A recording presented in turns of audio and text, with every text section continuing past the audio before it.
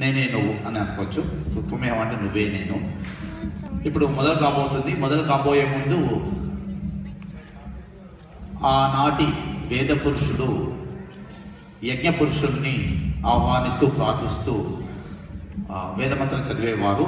ఆ వేద పఠనంతో తచ్చయ్యో రాబునిమని అని మన మారేపల్లి వెంకట శాస్త్రి గారు, మన ఊరి పురోహితుడు ప్రారంభిస్తారు.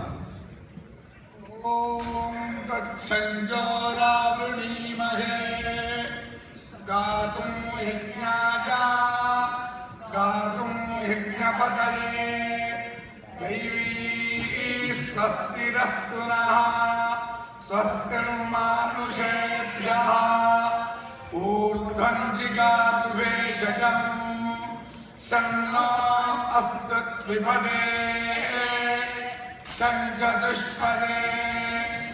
ఓం శాంతి శాంతి శాంతి. నిరంతరం చలించే విశ్వవీక్షణానికి మానవుడు ఒక పార్శ్వం. చరాచర రూపాల్లో దర్శనమిస్తున్న ప్రకృతిలో ఒక రూపం మానవుడు. మంచి యుగం నుండి ఆధునిక కాలం వరకు గుహల్లో నివసించిన స్థాయి నుండి చంద్రునిపై కాలిడి అంగారకంపై రోవర్ నింపిన వెలుగుదల వరకు ఈ భువనంలో తన ఉనికి ఏమిటి అని అనుక్షణం ప్రశ్నించుకుంటూనే ఉన్నాడు. విజ్ఞానం పెరుగుతున్నా విశ్వ రహస్యాన్ని ఛేదించలేకపోతున్నాడు. మేధస్సు పెరుగుతున్నా జీవిత పరమార్థం బోధపడటం లేదు. తనలో రగిలే కోరికలకు మూలమేమిటి అని ప్రశ్నించుకున్నాడు.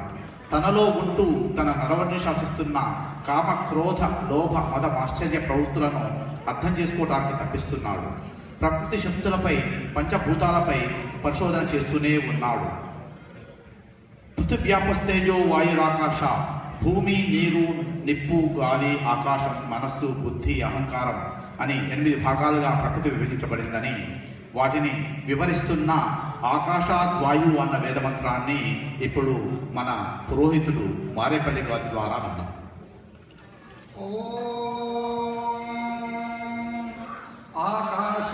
ఆకాశాద్వాయు వాయోరగ్నిః అగ్నేరాపః అద్భ్యః పృథివీ పృథివ్యా ఓషధయః ఓషధీభ్యోऽన్నం అన్నాత్ పురుషః. వేదమంత్రాల్లో భావగర్భితమైనది పురుష సూక్తం. పురుషుడు అంటే ఒక మహత్వం.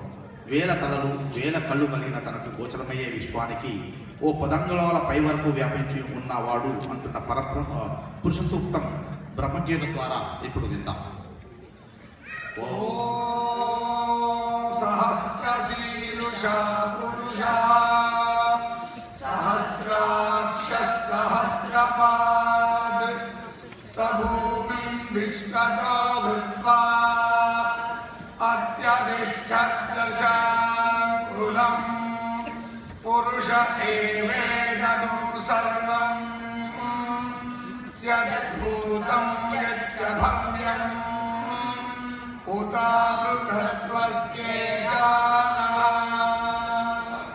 ఈ విశాల విశ్వం ఒక రంగస్థలం అనుకుంటే, ప్రకృతి నేపథ్యం అయితే మానవుడు కథానాయకుడు అవుతాడు. సాధనలో ఎదురుదిగిన దెబ్బలను క్షతుడైన మనిషి తిరోగతులు కాలేడు. ఈ విషయాన్ని అవలంబనగా తీసుకొని సి నారాయణ రెడ్డి గారు రచించిన దీర్ఘ కవిత విశ్వంభర మనసులో ఒక ప్రకంపన అనే పాట ఇప్పుడు విందాం.